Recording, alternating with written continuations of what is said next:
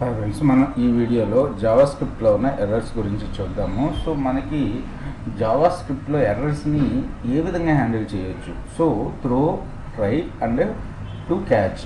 Throw and try and to catch. Try statement lets you test a block of code for errors. Catch statements lets you handle the error. Throw statement lets you create a custom errors. So finally statements lets you execute the code after try and catch regardless of the result. Okay, so error will happen when executing JavaScript code. Different errors are occur. Errors can be coding errors made by the programmer, errors due to the wrong input and other unforeseeable things. So మనకి errors ఇప్పుడు మనం JavaScript error హ్యాండ్లింగ్లో మనం తెలుసుకోవాల్సిన concepts వచ్చేసి try, catch, throw and finally వీటి గురించి ఈ వీడియోలో చూద్దాము.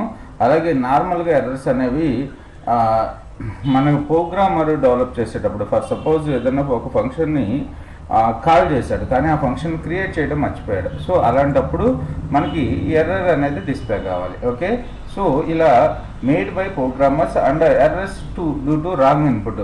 ఒకవేళ మనకి నెంబర్ ఇచ్చే చోట స్ట్రింగ్ ఇచ్చాం. ఓకే, ఇవి ఇన్పుట్. సో ఇవన్నీ కూడా మనం హ్యాండిల్ చేయడానికి జావాస్క్రిప్ట్లో ఎర్రర్స్ మెథడ్స్ కొన్ని ఉన్నాయి, వాటి గురించి చూద్దాము. Errors will happen. So first మనం ఒక ఎర్రర్ కోడ్ క్రియేట్ చేసి అసలు ఎర్రర్ ఎలా వచ్చింది అనేది అబ్జర్వ్ చేద్దాము. సో ఫస్ట్ నేను ఏం చేస్తున్నాను అంటే ఒక ట్రై బ్లాక్ని ఎగ్జిక్యూట్ చేస్తున్నాను. ట్రై తర్వాత ఇప్పుడు మీకు క్యాచ్ ఉంటుంది అనమాట. Try catch finally. ఓకే, ముందు ట్రై బ్యాక్ తర్వాత క్యాచ్ గురించి చూద్దాం. Okay, so first try. నేను ట్రైలో ఏం చేస్తున్నానంటే ఒక ఫంక్షన్ కాల్ చేసేస్తున్నాను. ఓకే, ఇక్కడ యాడ్ మై నేమ్ అనే ఫంక్షన్ ఒకటి కాల్ చేస్తున్నాను. మై నేమ్కి పారామీటర్ కూడా ఇస్తున్నాను వెంకట్ అని చెప్పి. ఓకే, అసలు ఈ ఫంక్షన్ ఉందా మనకి? అసలు మన ఫంక్షన్ క్రియేట్ చేసాం VNKAT వెంకట్. ఈ ఫంక్షన్ అసలు నేను క్రియేట్ చేయలేదు, మై నేమ్ అనే ఫంక్షన్ని. ఓకే, సో తర్వాత వచ్చేసి క్యాచ్లో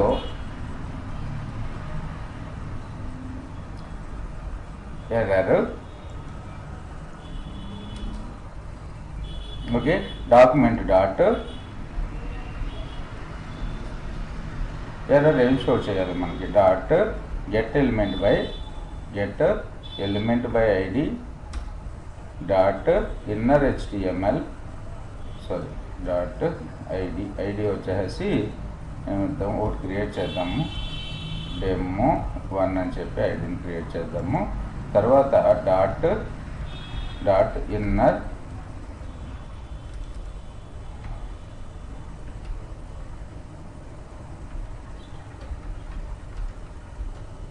equals to error dot message అని చెప్పి టైప్ చేస్తున్నాను. MESSAGE. ఓకే, సో ఇక్కడ ID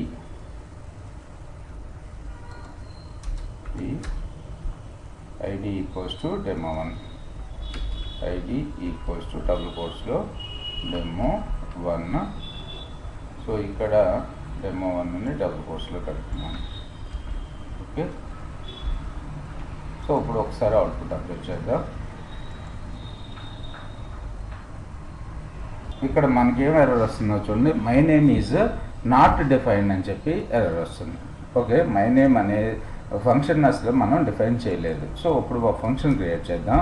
function name is my name. అసలు ఇప్పుడు ఫంక్షన్ ఏమైనా ఎర్రర్ వస్తుందని చూడండి. అసలు ఫంక్షన్ క్రియేట్ చేసాం కదా, మనకేమీ ఎర్రర్ రావట్లేదు. ఒకవేళ మనం మై నేమ్లో ఏం రాస్తున్నాను అంటే, మై నేమ్లో ఏం పాస్ చేశాను నేను?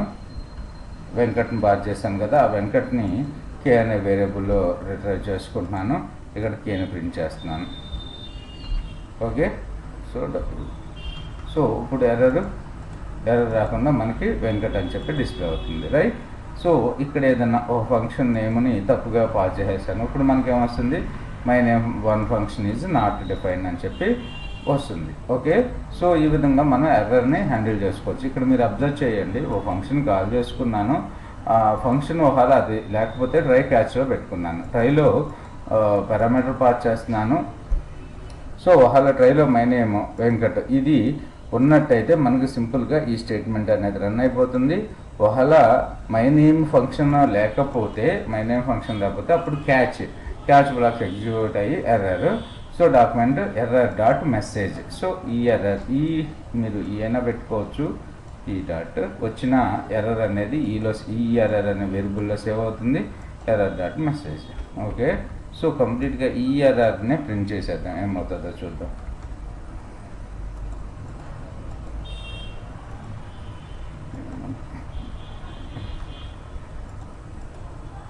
ఎర్రర్లు చాలా ఉంటాయి. Referral error, my name one is not defined, reference error అని వస్తుంది కదా, అందులో ఎర్రర్ డాట్లో మెసేజ్ అనే ప్రాపర్టీ ఉంది మనకి. MVSSAGE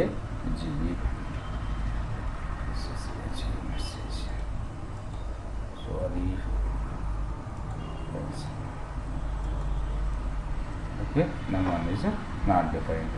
తర్వాత జావా స్క్రిప్ట్ ట్రై క్యాచ్ గురించి మనం ఇప్పుడు చూసాం కదా. Try statement allows you to define A black of code to be tested for errors while it is being executed. The catch statement allows you to define the block of code to be executed if an error occurs in a try block. JavaScript statements try and catch come in pairs. So pair కింద వస్తూ ఉంటాయి మనకి. Try తర్వాత కంపల్సరీగా catch రాసుకుంటూ ఉంటాం.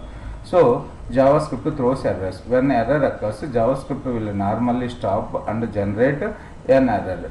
The technical term of this is JavaScript will throw an exception throw error. JavaScript will actually create an error object with two properties, name and message.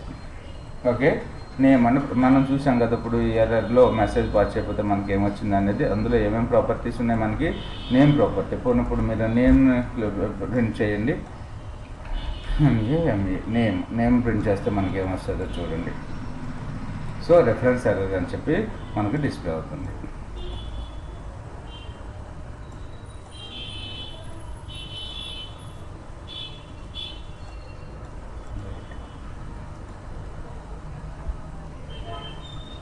So the throw statement, throws గురించి కూడా చూద్దాం. The throw statement allows you to create a custom error. Technically you can throw an exception through an error. So the exception can be JavaScript string, a number, a boolean or an object. So the తర్వాత input validation example చూసుకున్నట్టయితే, so this example of input value. So మనం ఇప్పుడు throw statement గురించి చూద్దాం.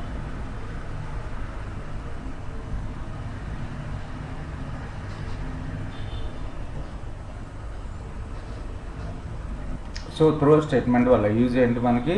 Throw statement allows you to create a custom error. Custom ఎర్రర్ని మనకు throw చేయడానికి use అవుతుంది. ఇప్పుడు ఎగ్జాంపుల్ మీకు చూసుకున్నట్టయితే క్లారిటీ వస్తుంది. నేను ఇప్పుడు ఏం చేస్తాను అంటే, ఒక ఇన్పుట్ టెక్స్ట్ డాక్యుమెంట్ తీసుకుని, ఇన్పుట్ టెక్స్ట్ ఫీల్డ్ తీసుకుని దాని కింద ఒక బటన్ పెడతాను. సో బటన్ క్లిక్ చేసినప్పుడు మనకి ఆ వాల్యూ అనేది ఆ టెక్స్ట్ డాక్యుమెంట్లో ఏం పెడతానంటే, వాల్యూస్ వచ్చేసి 1 to 5. ఓకే, 5 నుంచి 10 నెంబర్స్ మాత్రమే ఎంటర్ చేయాలి. 5 to 10 నెంబర్స్ ఇచ్చినప్పుడు మనకేమి త్రో ఎక్సెప్షన్ అనేది త్రో కాదు. కానీ 5 కన్నా తక్కువ వాల్యూస్ ఇచ్చినప్పుడు టూ స్మాల్ అని, 10 కన్నా ఎక్కువ వాల్యూ ఇచ్చినప్పుడు టూ బిగ్ వాల్యూ అని చెప్పి, లేకపోతే ఏదైనా స్ట్రింగ్ ఇచ్చినప్పుడు నాట్ ఏ నెంబర్ అని చెప్పి మనకి డిస్ప్లే అవుతూ ఉండాలి. సో దాని పర్పస్ మనం కోడ్ ఎలా రాయాలో చూద్దాము using the through statement. Okay, first మనం ఏమనుకున్నాం, ఇన్పుట్ టైప్ ఈక్వల్స్ టు ఒక టెక్స్ట్ డాక్యుమెంట్ తీసుకున్నాం అనుకున్నాం. Okay, input type equals to text, ID equals to ID కూడా తీసుకోవాలి కదా, అందులో ఉన్న వాల్యూని మనం చెక్ చేసుకోవాలి. ఐడి ఈక్వల్స్ టు ర్యామ్ అని చెప్పి తీసుకుంటున్నాను, ర్యామ్. తర్వాత వచ్చేసి బటన్ తీసుకుంటున్నాను. Button type equals to button, name equals to button. ఇక్కడ టెస్ట్ ఇన్పుట్ అని చెప్పి పెడుతున్నాను, టెస్ట్ మీ అని చెప్పి పెడుతున్నాను. ఓకే, సో ఇక్కడ బటన్ని క్లిక్ ఏం జరగాలి, ఫంక్షన్ అనేది ఎగ్జిక్యూట్ కావాలి, అన్ క్లిక్. సో ఇప్పుడు ఫంక్షన్ డిఫైన్ చేసుకుందాం, on click equals to, so double కోట్స్లో మై ఎఫ్ అని చెప్పి పెడుతున్నాను. ఓకే, మై myf. ఓకే, సో ఇక్కడ వరకు మనకి ఇన్పుట్ ఫీల్డ్ ఇస్తున్నాము. తర్వాత ఇన్పుట్ ఫీల్డ్ గురించి మనం క్లిక్ చేస్తే అవుట్పుట్ కావాలి కాబట్టి బటన్ తీసుకున్నాము. ఇంకో ఐడి తీసుకుని డెమో అని చెప్పి తీసుకున్నాం. అప్పుడు స్క్రిప్ట్లో ట్రై క్యాచ్తో మనకి సంబంధం లేదు కాబట్టి దీన్ని కామెంట్ చేసేస్తున్నాను. ఇంకా మీకు ట్యుటోరియల్ పాయింట్స్లో చాలా మంచి కాన్సెప్ట్స్ ఉన్నాయి, అవి ఒకసారి చూడండి. ఎర్రర్స్ గురించి ఫంక్షన్ వచ్చేసి మనం క్రియేట్ చేసిన ఫంక్షన్ నేమ్ వచ్చేసి myf.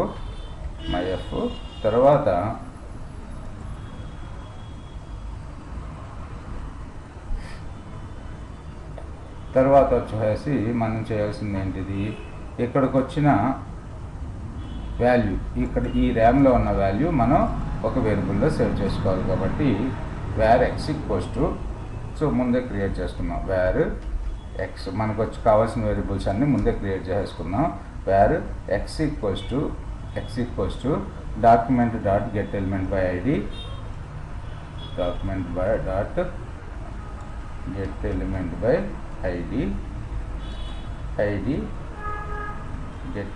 by id ఐడి ఏంటిది మనం ఇచ్చింది ర్యామ్.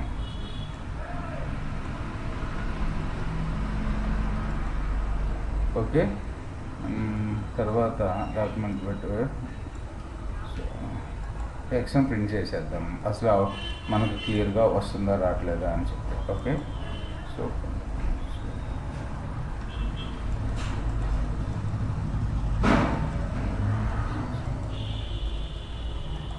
నేను ఏం చెక్ చేసి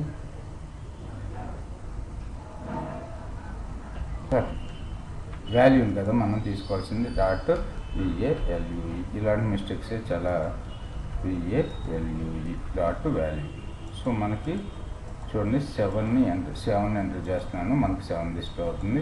సో మనం చేసింది ఇంతవరకు కూడా ఇదే. ఓకే, సో తర్వాత మనకి ఏం కావాలి, ఈ టెక్స్ట్ డాక్యుమెంట్లో నేను 88 అని ఇస్తే నో ప్రాబ్లం. సారీ, 5 to 10 మధ్యలో తీసుకుంటున్నాను, లేకపోతే 10 నుంచి 20 మధ్యలో తీసుకుంటున్నాను. ఇందులో 10 to 20 ఇస్తే మనకు ప్రాబ్లం లేదు. 10 కన్నా తక్కువ ఇస్తే మనకి ఏం కావాలి, ఒక ఎక్సెప్షన్ కావాలి, ఒక ఎక్సెప్షన్ రావాలి. ఏంటిది అది, నెంబర్ ఈజ్ వెరీ లెస్ అని చెప్పి డిస్ప్లే అవుతూ ఉండాలి. సో దాని పర్పస్ మనం చూసుకున్నట్టయితే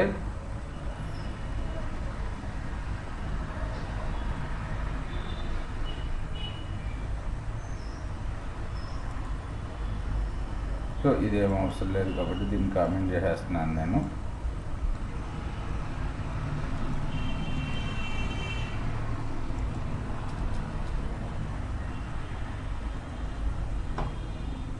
so first try black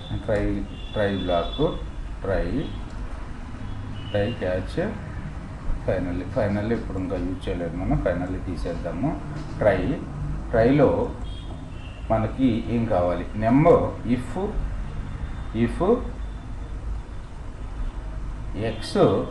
X అంటే నెంబర్, అప్పుడు నెమ్ డబుల్ ఈక్వల్స్ టు ఏమి ఇవ్వలేదు అనుకుందాం, త్రో ఎంటీ అని చెప్పి రావాలి. త్రో స్టేట్మెంట్ కదా మనం చూసేటప్పుడు THROW, త్రో ఏం త్రో చేయాలి, EMPTY ఎంటీ అని చెప్పి త్రో చేయాలి. ఈ స్టేట్మెంట్ ఇక్కడితో ఎండ్ అయిపోయింది. ఓకే,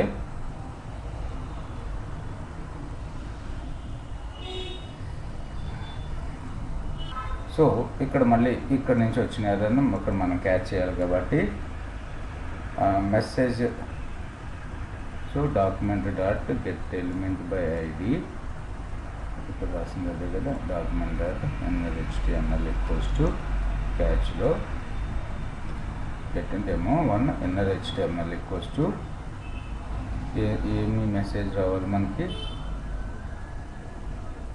ఈ ఎర్రర్ అనేది డిస్ప్లే అవ్వాలి. రైట్,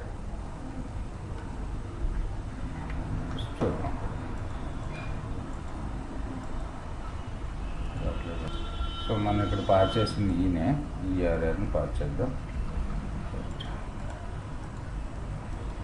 సో ఏమొచ్చింది ఇక్కడ ఎంటీ అని డిస్ప్లే అవుతుంది. ఇప్పుడు అర్థం చేసుకోండి, మనం సో ఇందులోకి ఏం వాల్యూ ఇవ్వకుండా బటన్ని క్లిక్ చేసినప్పుడు ఇప్పుడు మై ఫంక్షన్ అనేది ఎంఐఎఫ్ అనే ఫంక్షన్ ఎగ్జిక్యూట్ అవుతుంది. మైఎఫ్ ఫంక్షన్లో name equals to document dot so number అనేది స్పేస్ వస్తే త్రూ ఎంటీ చేసాం. ఈ త్రూ అనేది కస్టమ్ ఎర్రర్ అనమాట. ఓకే, మనకి ఇంతవరకు నార్మల్గా ఈఆర్ఆర్ డాట్ మెసేజ్ పెట్టుకున్నట్టయితే ఏమయ్యేది, ఈఆర్ఆర్ డాట్ MESSAGE మెసేజ్ పెడితే మనకి ఏం అవుట్పుట్ వస్తుందో చూడండి. సో అన్డిఫైన్డ్ చెప్పని వస్తుంది మనకి. ఓకే, అంతే కదా. నెంబర్లో దీని యొక్క టైప్ ఇచ్చేస్తుంది, నెంబర్లో ఏం వాల్యూ ఉందో అన్డిఫైన్డ్ అని చెప్పి మనకి డిస్ప్లే అవుతుంది. రైట్, మనం కస్టమ్ ఎర్రర్ని త్రో చేసుకున్నాం. ఇప్పుడు ఎంటీ కాకుండా మీ ఇష్టం వచ్చిన పేరు ఇచ్చుకోండి. రైట్, తర్వాత ఇంకో కండిషన్ ఏమనుకున్నాము, నెంబర్ అనేది మనం తెలియక స్ట్రింగ్స్ నాటిని ఎంటర్ చేసేస్తున్నాం, అది టెక్స్ట్ బాక్స్ కాబట్టి. Okay, if is NaN is NAN is NaN of x, ఇది ట్రూ అయితే ఏం కావాలి, throw not a number. Throw so double కోర్స్లో నాట్ ఏ నెంబర్. సో తర్వాత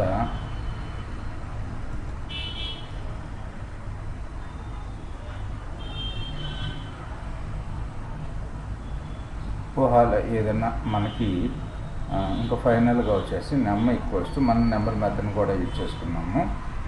new m equals to number of new number method use చేసుకుంటున్నాం. So దాంట్లో ఏమన్నా unwanted things ఉంటే మనకు పోవడానికి నెంబర్ ఆఫ్ నెంబర్. ఓకే, తర్వాత if so number is less than 10 అయితే ఏం త్రో కావాలి, టూ లో అని చెప్పి THROW త్రో టూ స్మాల్ అని చెప్పి డిస్ప్లే కావాలి. ఓకే, తర్వాత if number is greater than 20 అయితే, నెంబర్ ఈజ్ గ్రేటర్ దాన్ 20 అయితే త్రూ టూ బిగ్ అని చెప్పి డిస్ప్లే కావాలి.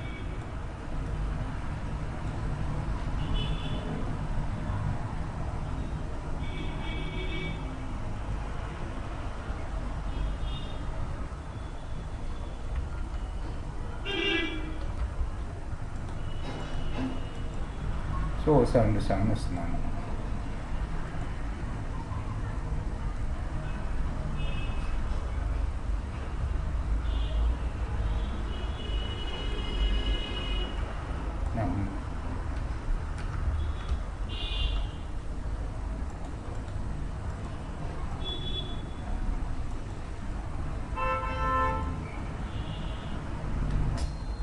ఈజ్ నేమ్, ఇది నెంబరా, right.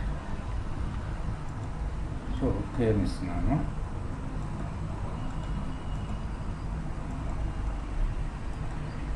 Not a number. Okay, 88 ఇస్తున్నాను.